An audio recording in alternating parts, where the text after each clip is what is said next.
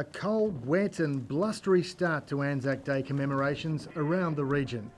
Down at Torquay, some were having trouble staying upright in the howling wind.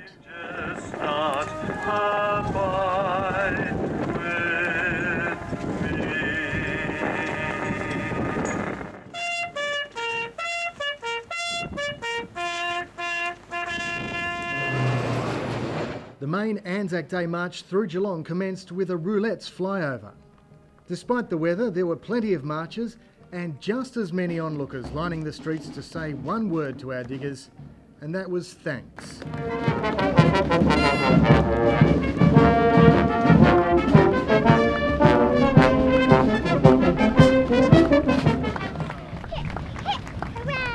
Oh, it's good times. You met a lot of good people, and it was every man for himself, but you had to work as a team. And it taught you discipline, which I think the young people today, because they haven't got it, are missing out on something special. Anzac Day is a day of reflection, not only for those people who've passed away in the course of defending our country, but for those who've also served overseas. But I think the young kids at school today are picking it up and they're running with it, and I hope it continues. The Australian youth, if we can judge it by the standards here in Geelong, are really embracing the Anzac tradition, so it'll never die out. I particularly noticed that the dawn service here gets bigger every year.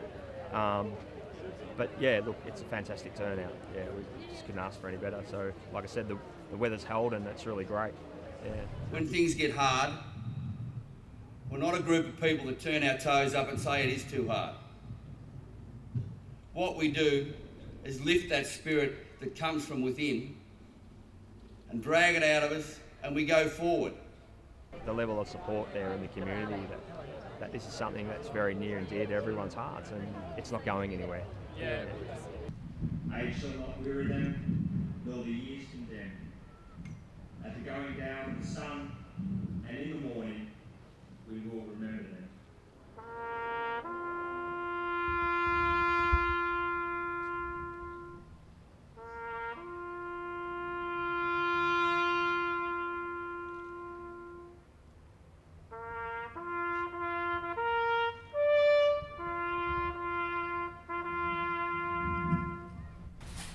The first time I've ever been was when I was about 13.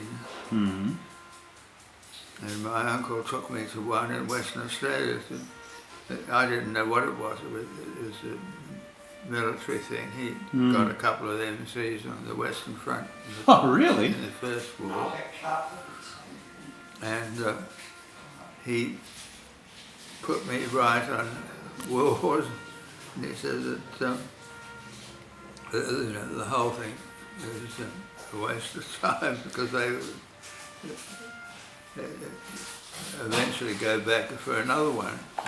I got myself shot down. I made a mistake. I went down after a lot of 190s and thinking the rest of the gang was coming with me, which they should have been, and they didn't. And I didn't know because I was looking where I was going. And I got one of them, one of the 190s. And the next thing, I find that I'm the only one there. There's 10 190s. I was in real trouble, and I was in real trouble. It was a question of bailing out or crash landing. And I thought, well, if I bail out, after I've just shot down one of them, they'll probably blow me out of the sky in my parachute. So I'll force landed in a paddock. But I was over a forest, so I had to wait a bit, and then I found a little paddock. It was just big enough to get the Spitfire into without it disintegrating. The wing came off, and it slithered to a stop, and I was safe. And the only trouble was that in all the panic I hadn't locked my top straps, and so when I crash landed, I pushed my face through the gun sight. And it was cut from here to there, and it was all hanging down. Pretty horrible sight, but it was okay. And the French resistance looked after me. Because I mean, I knew if they were caught helping me, they'd be shot. And so I didn't want to put them in a position where they might get. So I did exactly what I was told. It worked.